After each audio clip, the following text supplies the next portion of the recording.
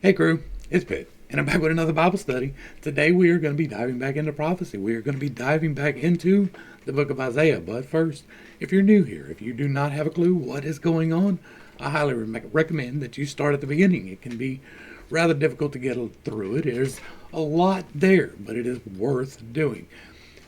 For those of you who have been following along, we are in Isaiah 29 because we left off in Isaiah 28.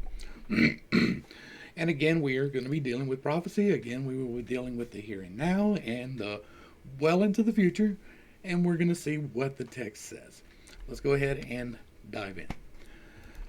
Woe to you, O Ariel. Now, Ariel is one of the many names of Jerusalem, as far as I can tell. The city of Ariel, where David camped. Year upon year, let your festivals recur, and I will constrain Ariel, and there will be mourning and lamentation. She will be like an altar hearth before me. I will camp in a circle around you. I will besiege you with towers, and set up a siege works against you. You will be brought low. You will speak from the ground, and out of the dust your words will be muffled. Your voice will be like a spirit from the ground. Your speech will whisper out of the dust. But your many foes will be like fine dust, the multitude of the ruthless like blowing chaff. Then suddenly, in an instant, you will be visited by the Lord of hosts, with thunder and earthquake and a loud noise, with windstorm and tempest and consuming flame of fire. All the many nations going out to battle against Ariel, even all who wage war against her, laying siege and attacking her, will be like a dream, like a vision in the night. As when a hungry man dreams he is eating, then awakens, still hungry. As when a thirsty man dreams he is drinking, and then awakens faint and parched. So it will be for all the many nations who go to battle against Mount Zion. Stop and be astonished. Blind yourselves and be sightless. Be drunk, but not with wine. Stagger, but not from strong drink. For the Lord has poured out onto you a spirit of deep sleep. He has shut your eyes, O prophets. He has covered your heads, O seers. And the entire vision will be to you like the words sealed in a scroll. If it is handed to someone to read, he will say, I cannot, because it is sealed. Or if the scroll is handed to one unable to read, he will say, I cannot read. All right, we're going to talk about this section before we move on to the next section. So, it's talking about Jerusalem as far as we can tell, right? This is the events that are going to happen in those days, right? I do not believe that this was a fulfilled prophecy in current time. When I say current time, I mean in Isaiah's current time. I believe that this is a yet to be fulfilled prophecy in our time. And so, suddenly, in an instant, you will be visited by the Lord of hosts with thunder and an earthquake and a loud noise and a windstorm and a tempest and a consuming flame of fire. What does that sound like, people?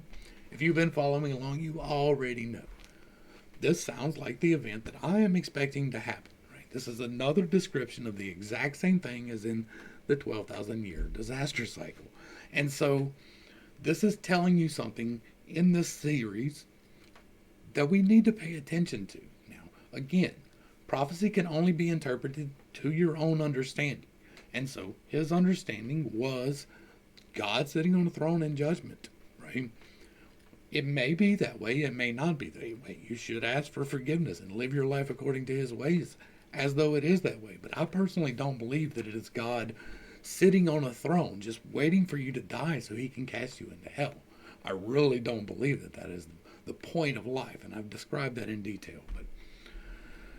But this is talking about what's going to happen in the area around Jerusalem, specifically around the area of Jerusalem and the mountain thereof.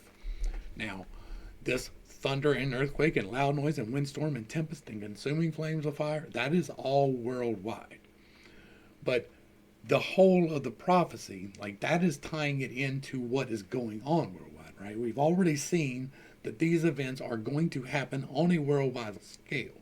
He is called for the destruction, not called for, but foretold the destruction of many different places by these things. And so this is tying in the Jerusalem thing to that time, in my estimation. This seems to be putting this into his area and saying this is what is going to happen around Zion in the end times. There are going to be many nations going to battle against Jerusalem, right? It's when Jerusalem is under attack, when Jerusalem is surrounded by the armies, when Jerusalem is having the problems. That's when we are supposed to be paying attention. That's when the sign is going to appear. That's when there will be the works. And it says that all who are attacking her, it will be like a dream, like a vision in the night. So they're either going to wake up or they're going to disappear as though they were not there. That's interesting. That's something to pay attention to. That is something that I do not believe has happened in real time anywheres. And so it is a for the future prophecy. It'll be interesting to watch unfold if we're here and we have access to those type of things, which I'm not entirely sure we will, right? Like everybody's expecting, well, now that we have the internet and everybody can see everything at one time, that it's going to be some kind of digital signal. And not everybody has the internet. I know it seems that way because of the way we live, but there are large portions of the world that still do not have internet access. And so when I think of everybody's going to know, it's going to be in the sky where God rules, and he's going to show everybody beyond the shadow of a doubt what it is. And this, stop and be astonished, blind yourselves and be sightless, be drunk but not with wine, stagger not from strong drink. This seems to be also tying it into what has happened in other places already before. And it seems to be like a timing issue for me. I could be wrong, right? It could have happened exactly like this in real time shortly thereafter. But all of this seems to be pointing towards later. Now, this entire vision will be sealed to you like the words sealed in a scroll. Also comes back to play, I think it's in Daniel, where seal up these words, right? Is it Daniel? It may not be Daniel. But it's like seal up these words until the end time in the scroll. And that seems to be something like this. No way to know for sure, but it seems to be. We will look at it when it pops up there, and we'll probably come back here and look at this then. Therefore, the Lord said, these people draw near to me with their mouths and honor me with their lips, but their hearts are far from me. Their worship of me is but the rules taught by men. Therefore I will again confound these people with wonder upon wonder. The wisdom of the wise will vanish, and the intelligence of the intelligent will be hidden. Woe to those who dig deep and to hide their plans from the Lord. In darkness they do their works and say, who sees us and who will know? You have turned things upside down, as if the potter were regarded as clay. Shall what is formed say to him who formed it, he did not make me? Can the pottery say of the potter, he has no understanding? All right, this part right here is very important.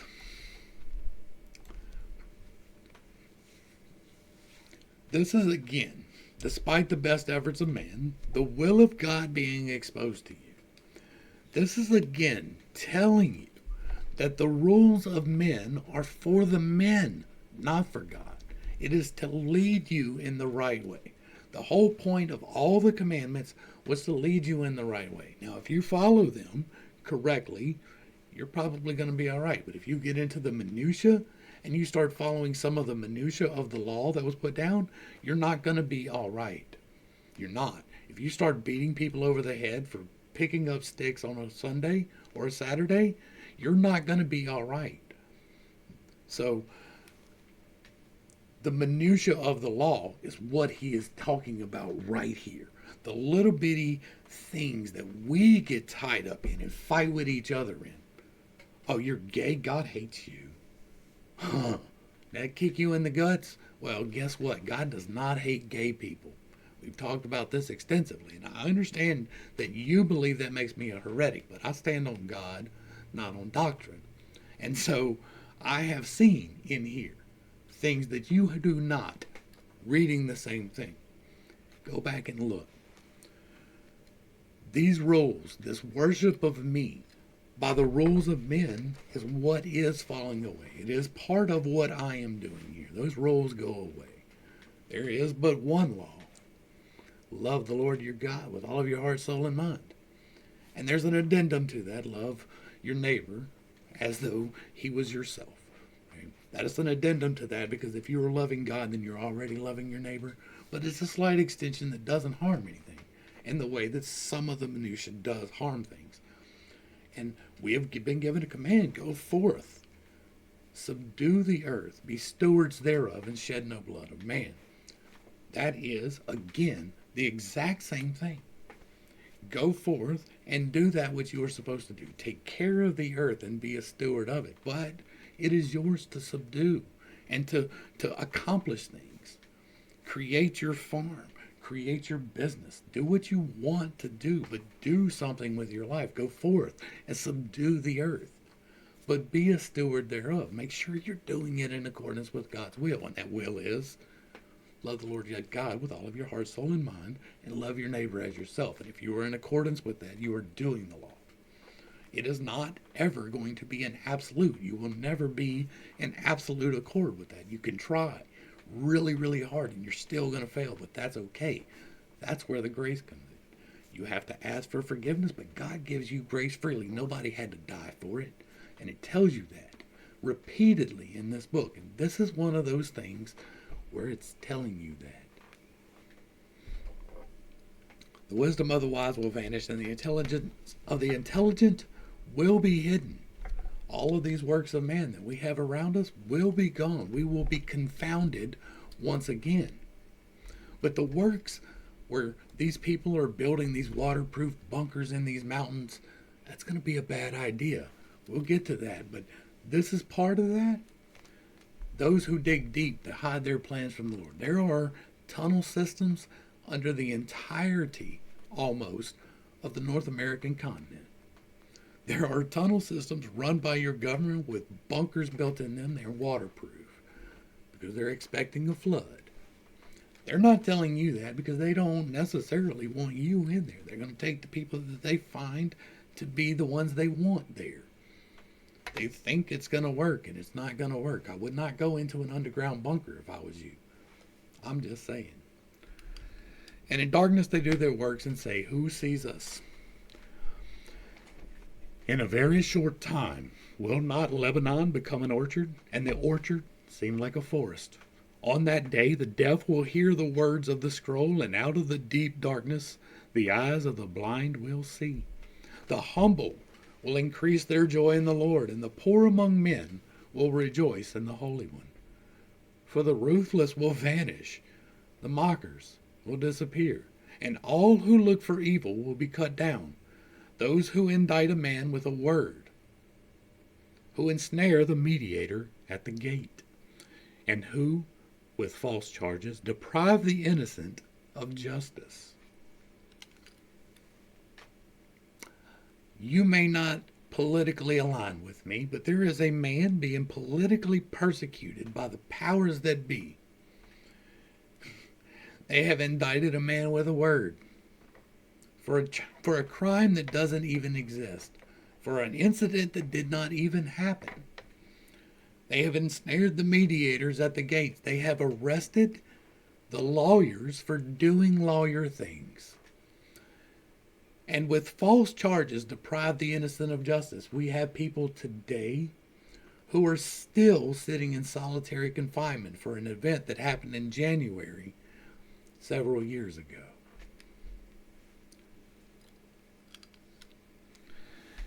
Therefore the Lord who redeemed Abraham says of the house of Jacob, no longer will Jacob be ashamed, and no more will his face grow pale when he sees his children around him. The works of my hands, they will honor my name.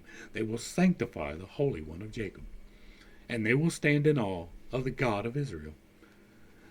Then the wayward in spirit will come to understanding, and those who grumble will accept instruction. Y'all gonna come home. I'm trying to get you home before you get home, because there is hope on the other side of this. Woe to the rebellious children, declares the Lord, who carry out those who carry out a plan that is not mine, who form an alliance but against my will, heaping up sin upon sin. They set out to go down to Egypt without asking my advice, to seek shelter under Pharaoh's protection and take refuge in Egypt's shade. But Pharaoh's protection will become your shame, and the refuge of Egypt will shade your disgrace. For though their princes are at Zon, and their envoys have arrived in Hanes, everyone will be put to shame because of a people useless to them. They cannot be of help, they are good for nothing but shame and reproach. So, this is a separate prophecy from above and below, right? When we get a new burden, that is talking new prophecy, and that can be anywheres across the span.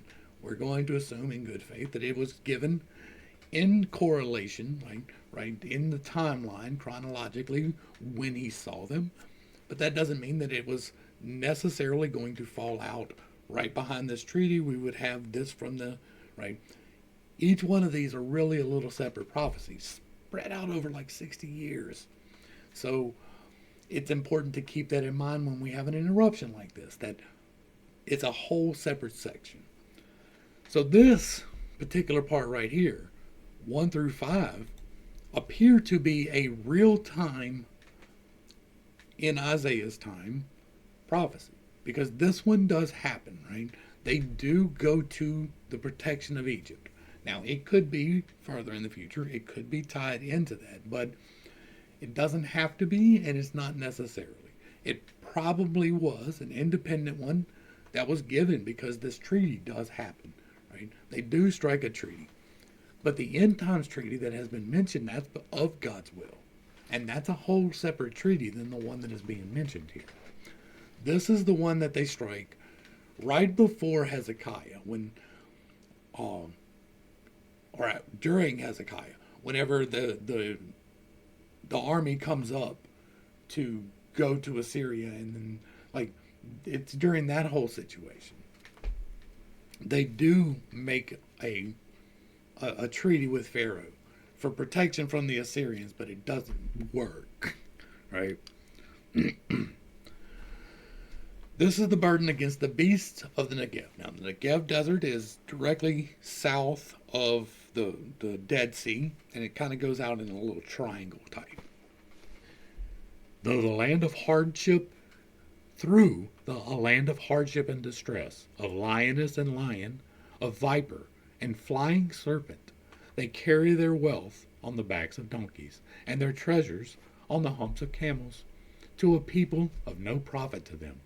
Egypt's help is futile and empty. Therefore I have called her Rahab, who sits still. Go now, write it on a tablet in their presence, and inscribe it on a scroll. It will be, for the days to come, a witness forever and ever. These are rebellious people, deceitful children, children unwilling to obey the Lord's instruction. They say to the seers, stop seeing visions, and to the prophets, do not prophesy us the truth. Speak to us pleasant words, prophecy, illusions. Get out of the way, turn off of the road, rid us of the Holy One of Israel. Therefore, this is what the Holy One of Israel says. Because you have rejected this message, trusting in oppression and relying on deceit, this iniquity of yours is like a breach about to fail, a bulge in a high wall whose collapse will come suddenly in an instant. It will break in pieces like a potter's jar, shattered so that no fragment can be found. Not a shard will be found in the dust large enough to scoop the coals from our hearth, or to skim the water from a cistern. For the Lord of the Holy One of Israel has said, by repentance and rest you would be saved, your strength would lie in quiet confidence. But you were not willing. No, we will flee on horses, therefore you will flee. You will ride swift horses, but your pursuers will be faster. 1,000 will flee at the threat of 1, and at the threat of 5 you will all flee, until you are left alone like a pole on a mountaintop, like a banner on a hill. Therefore, the Lord longs to be gracious to you. Therefore, he rises to show you compassion. For the Lord is a just God. Blessed are all who wait in him. Now, this section here, the burden against Negev, starts a whole different section, right? But it is tied to the other one. So taking it in good faith that goes, like, that's how we're going to read it, and that's how we have been reading it, is taking in good faith that these are strung along in the nature that they need to be, unless it is obvious that they're not.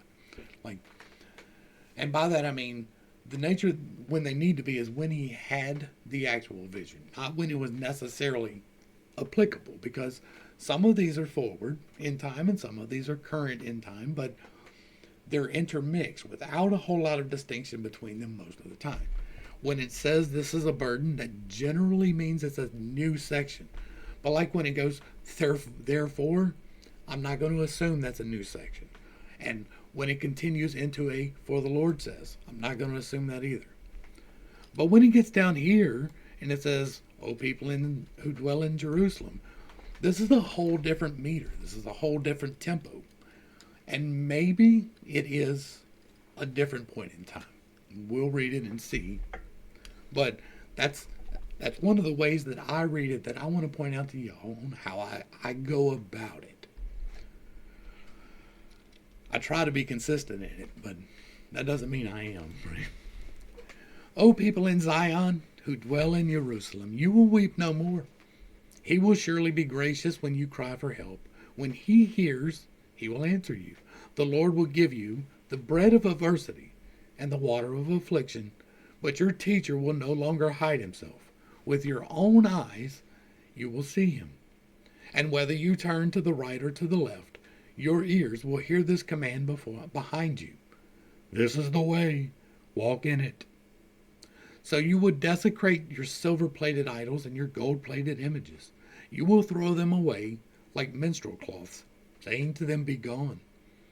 Then he will send rain for the seed you have sown in the ground, and the food that comes from your land will be rich and plentiful. On that day, your cattle will graze in open pastures. The oxen and donkeys that work the ground will eat salted fodder, winnowed with shovel and pitchfork. And from every high mountain and every raised hill, streams of water will flow in the day of great slaughter, when the towers fall. The light of the moon will be as bright as the sun, and the light of the sun will be 7 times brighter, like the light of 7 days. On the day that the Lord binds up the brokenness of his people and heals the wounds he has inflicted. And so that leads me, right? I'm going to assume that this whole section is one section. And now, it may lead into this, and it seems like it does, but it does not continue from this. It doesn't. It doesn't fit the same meter, the same subject matter. The subject matter seems to flip, because at this point, all of this right here, I dropped my glass. All of this above, right, this whole part right here, seems to be current times. But it's talking about the teacher will no longer hide himself. And you can take that as Jesus, or you can take that as God. Either way, it's not in the time of Isaiah. Oh. And whether you turn to the right or left, you will hear this command. This is the way, walk in it. Mine is the way. I am the way. Same sentence. And so this is part of future prophecy as far as I can tell. And so it's just something I want to point out, because it says these things, he will be gracious when you call for help, and he will answer you. He will give you the bread of adversity and the water of affliction, but your teacher will no longer hide himself, and with your own eyes you will see him. And whether you turn to the right or the left, you will hear the command behind you, this is the way, walk in it. You will desecrate your silver-plated idols and your gold-plated images. There's a lot of iconography that we have hanging around, right? I like it less the more I see it. And that is not because it's blasphemous, but because of the power that people try to imbue into this iconography. These necklaces that people wear, whatever shape they may take and whatever form they may have. It's not the necklace, it's the remembrance that God is there, that is supposed to be there for you. It is not the thing you hang on your wall. Like, you can look at it and pray, but you're not supposed to pray to it. That is idolatry. And a lot of them are silver plated and gold plated. I'm just saying. Then he will send rain for the seed you have sown in the ground. Then those things will happen, right? And that's after you ask for forgiveness. But from every high mountain and every raised hill, streams of water will flow in the day of the great slaughter. And this is what leads me towards the future when the towers fall. The light of the moon will be as bright as the sun, and the light of the sun will be 7 times brighter. Remember I told y'all to stay in the house? Now, whether or not the atmosphere rolling back makes the sun brighter or darker, I don't know. I'm not out there, right? I haven't never been myself into space. I don't care to put in the time to do a quick Google search to see whether or not the sun is brighter when you're in space, but I'm not looking at it either way. And when it turns dark for a couple of days, I'm not leaving. I'm going to hide as much as I can, as well as I can, and try to protect myself as the best as possible. Because what is going to be happening is going to be a solar bombardment, and it's not going to be nice. This leads me towards the future. This whole section right here, and the fact that it meters in, right? This is the same tempo for this verse. Now, this definitely probably does tie in, but it is a separate section. The whole meter and the whole tempo changes once again. Behold, the name of the Lord comes from afar, with burning anger and dense smoke. His lips are full of fury, and his tongue is like a consuming fire.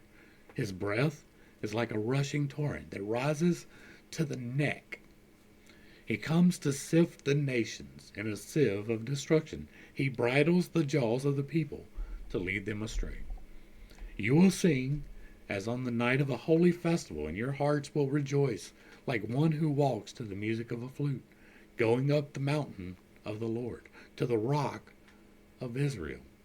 And the Lord will cause his majestic voice to be heard, and his mighty arm to be revealed, striking in angry wrath with a flame of consuming fire, and with a cloudburst, storm, and hailstones.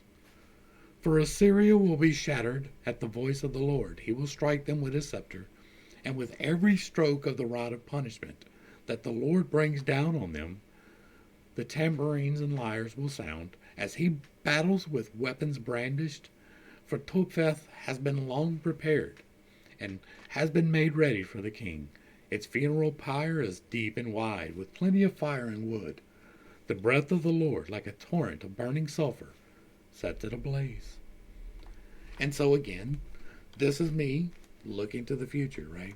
We have not seen the burning anger and dense smoke and a tongue of consuming fire. Right? We have not seen these things yet. I do not doubt that they are coming. His breath like a rushing torrent that rises to the neck. Now, that may not be water. It may be heat. But I believe that all of this is in the future, right? The breath of the Lord, like a torrent of burning sulfur, sets it ablaze. So where are we at here? Okay, we are good. Woe to those who rely on Egypt. And again, this is a separation of tone. This might be then, this might be now. Let's read it and see. Woe to those who go down to Egypt for help, who rely on horses, who trust in their abundance of chariots, and in their multitude of horsemen. They do not look to the Holy One of Israel, they do not seek the Lord. Yet he too is wise and brings disaster. He does not call back his words. He will rise up against the house of the wicked, and against the allies of evildoers. But the Egyptians are men, not God. Their horses are flesh, not spirit. When the Lord stretches out his hand, the helper will stumble, and the one who helps will fall. Both will perish together. For this is what the Lord said to me, like a lion roaring over or a young lion over his prey. And though a band of shepherds is called out against it, It is not terrified by their shouting or subdued by their clamor. So the Lord of hosts will come down and do battle on Mount Zion and its heights, like birds hovering overhead. So the Lord of hosts will protect Jerusalem. He will shield it and deliver it. He will pass over it and preserve it.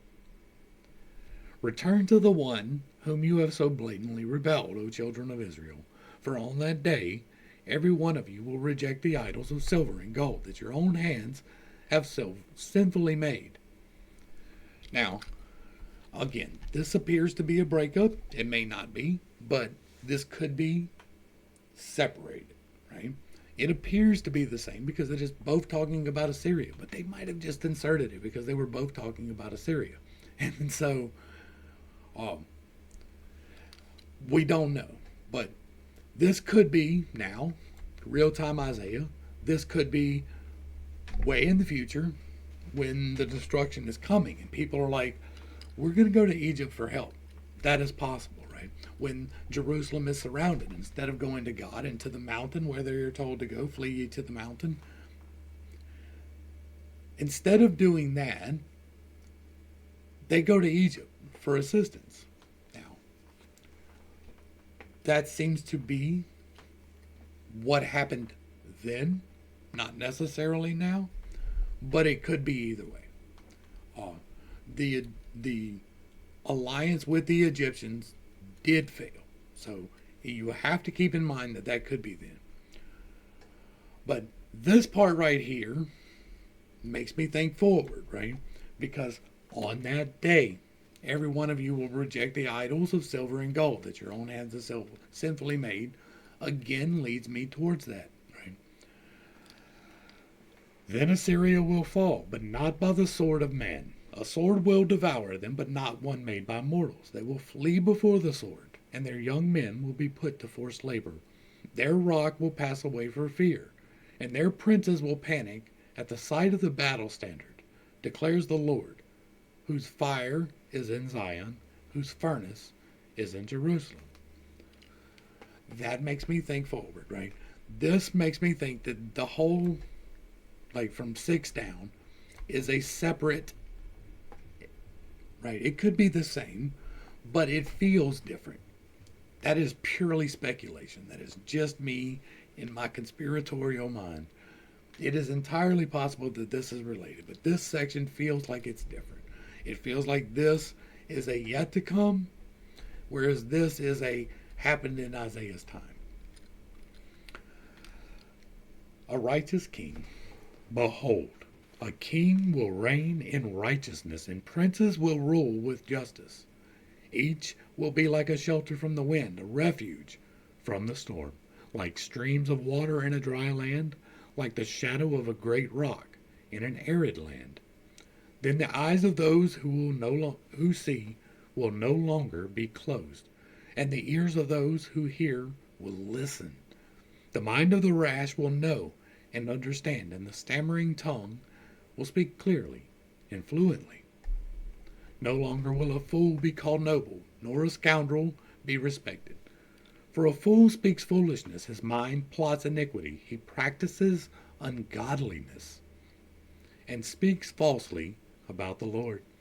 He leaves the hungry empty and deprives the thirsty of drink.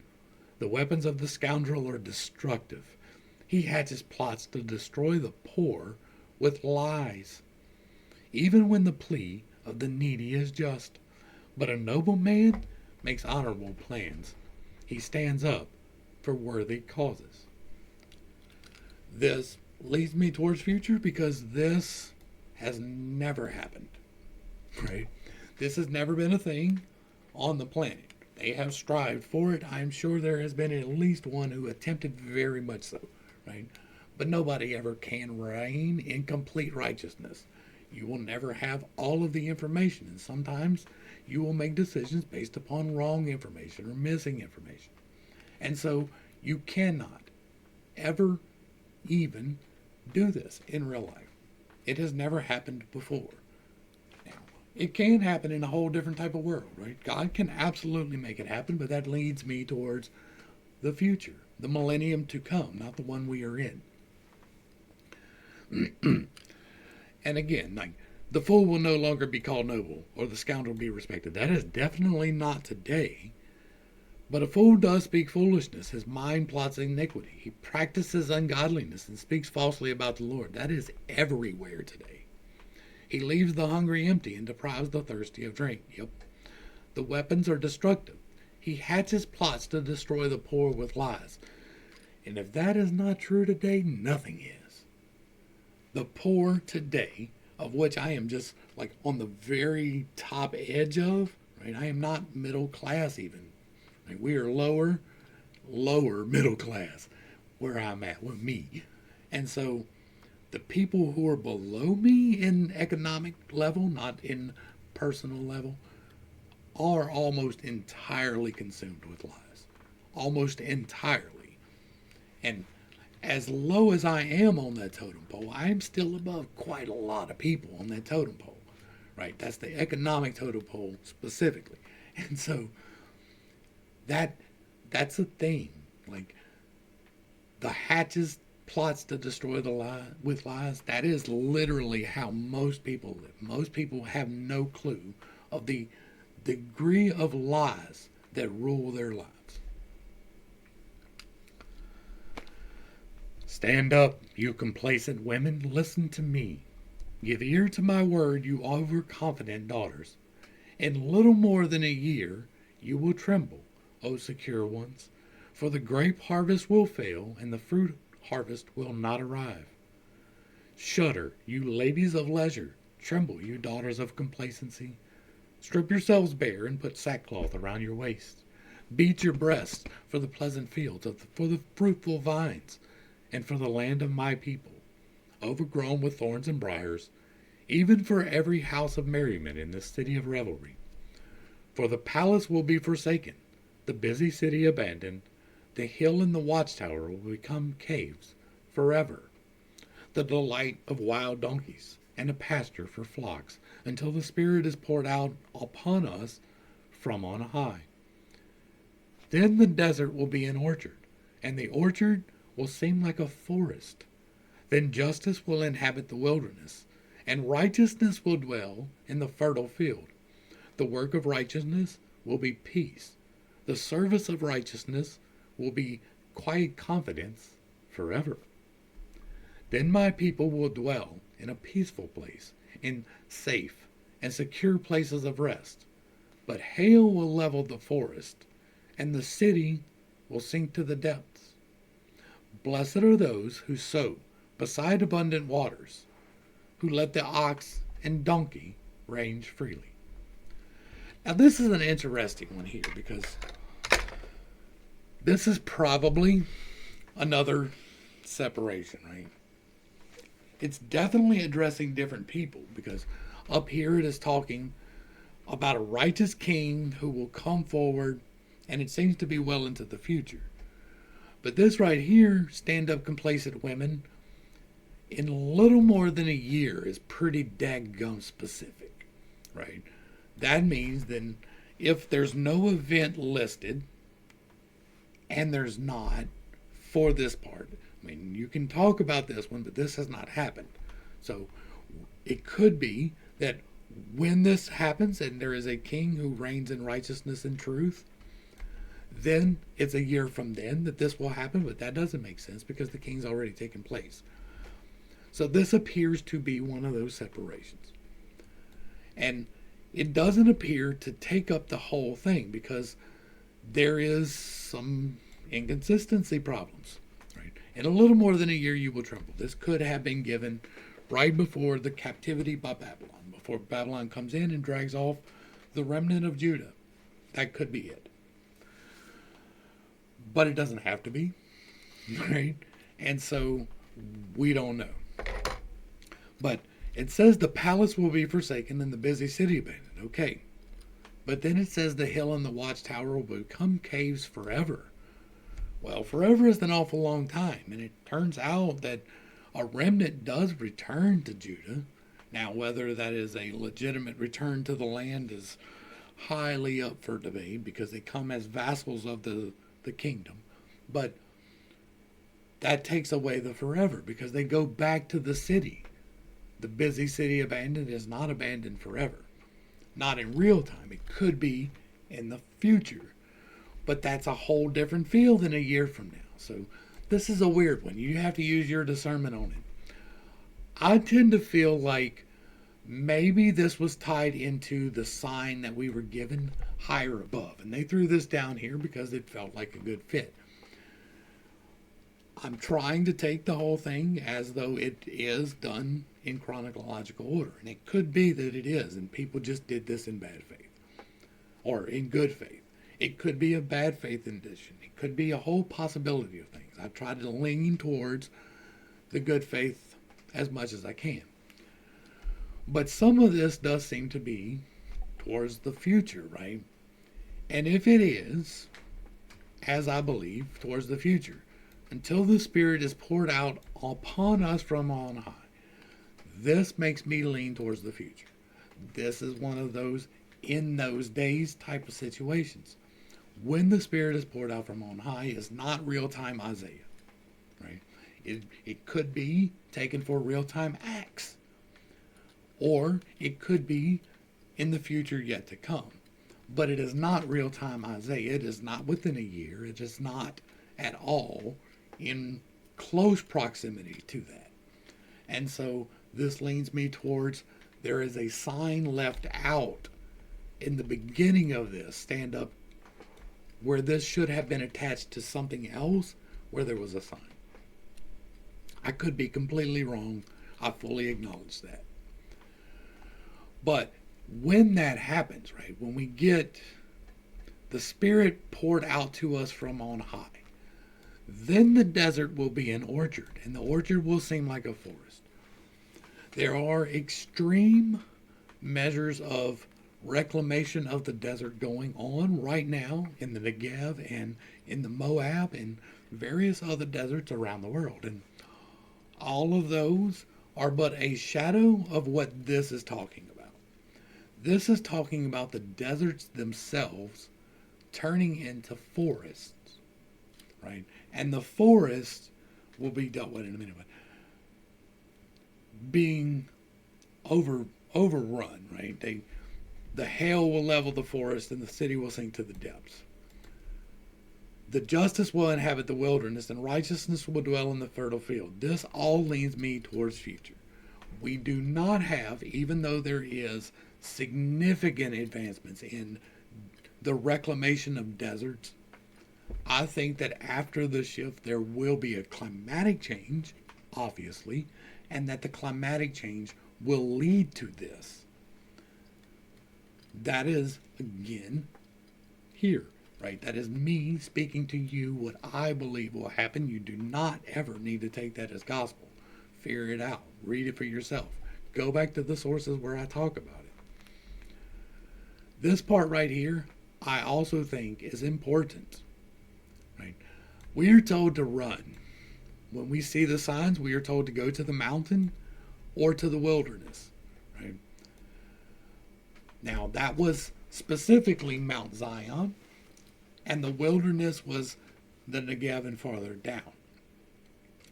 Not necessarily relevant to us here in the United States, but hail will level the forest and the city will sink to the depths. We have been told repeatedly already in Isaiah that the coming prophecy will be a hot one, right? It is fire, it is smoke, it is flames, it is this type of destruction, the flaming sword and those things. There is a reason why this part is important. Blessed are those who sow beside abundant waters, because it appears from the writings that are recorded from Solon in Plato, which I have on my playlist, it appears that the places that are low in altitude, closer to sea level, and are nearer to water, do better in the times of the hot judgment. And the places that are higher off the ground and farther away from the rivers and more arid do better in the flood situations. In these judgments, these cycle of destruction that happens, most of humanity dies repeatedly, but all of humanity does not die ever in recorded history, obviously, or else there would be no humans. So there is recordings before the fall of Babel. You just probably dismiss them because they are not conducive to what is in this book. Let's check the time one more time before we get into 33. I think we'll be all right.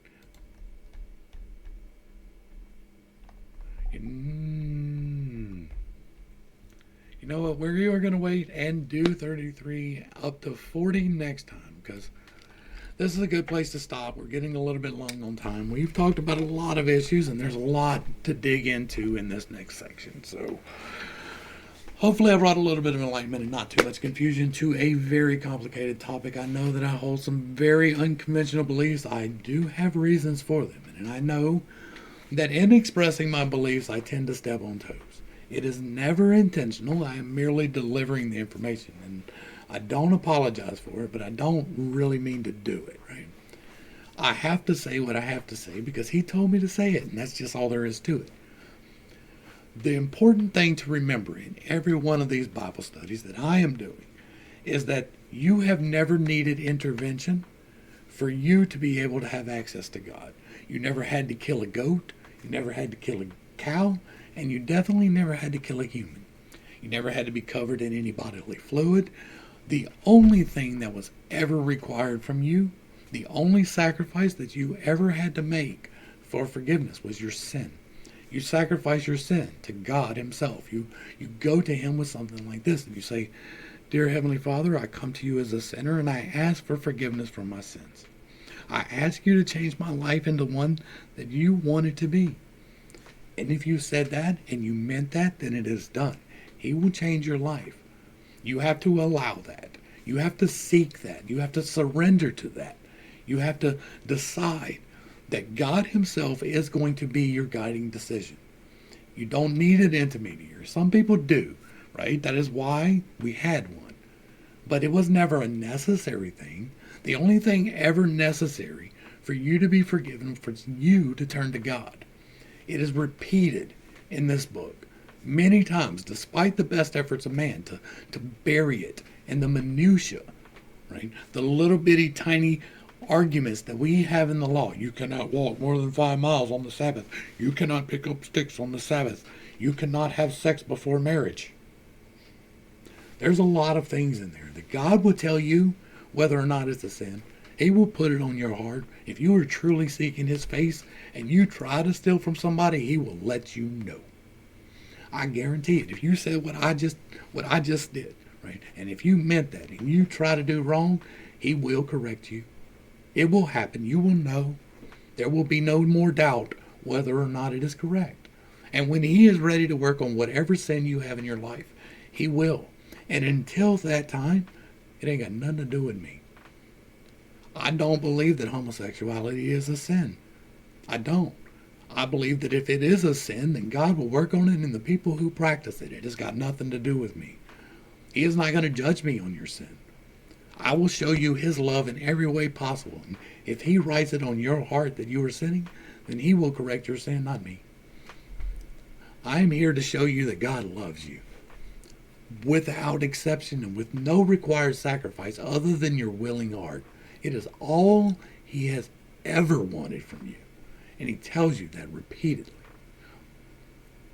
To the crew, thanks for hanging out.